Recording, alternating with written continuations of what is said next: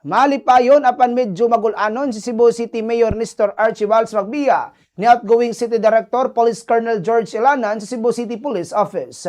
Kini alang usab sa iyang bag-ong takas sulod sa rausab sa Police Regional Office 7. Gani representar ni Mayor Archibald ang datos subo sa paglingkod ni Ilanan atol sa iyang paglingkod isip City Director sa CCPO sukad adto nga buwan sa Nobyembre 14, 2025 hangtod karong buwan na Hunyo tuig 2026 base sa datos sa index crime sa robbery, murder, theft, rape, physical injury sa dakbayan sa Sugbo mikunhod kini ngadto sa 3.56% samtang sa non-index crime ang illegal driving, reckless imprudence resulting in damage to property, injury, curfew regulation, drug-related offenses, mikunodo sab ngadto sa 9.64%. From what I have gathered, now under the leadership of General Ilanan, the CPPO strengthened its law enforcement operations. Data from November 14, 2025 to June 4, 2026 showed that index crime is mauni sila.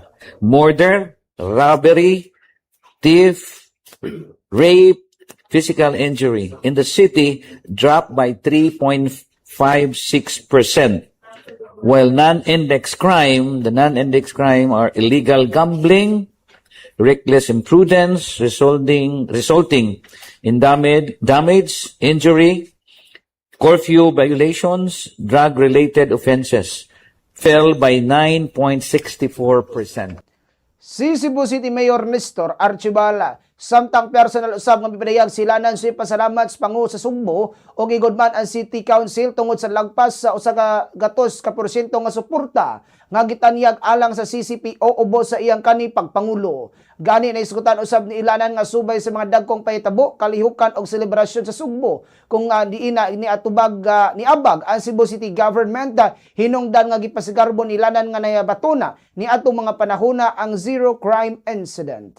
I would like to thank the Mayor, Vice Mayor, the City Council. They provided Cebu City Police Office with 101% support. If you remember, the ASEAN Summit and Sinulog, nagdugan to sila. We exceeded nga the expectation, and together with the support of the city government of Cebu City, led by our Mayor, diba, we achieved a zero major crime incident during the Sinulog.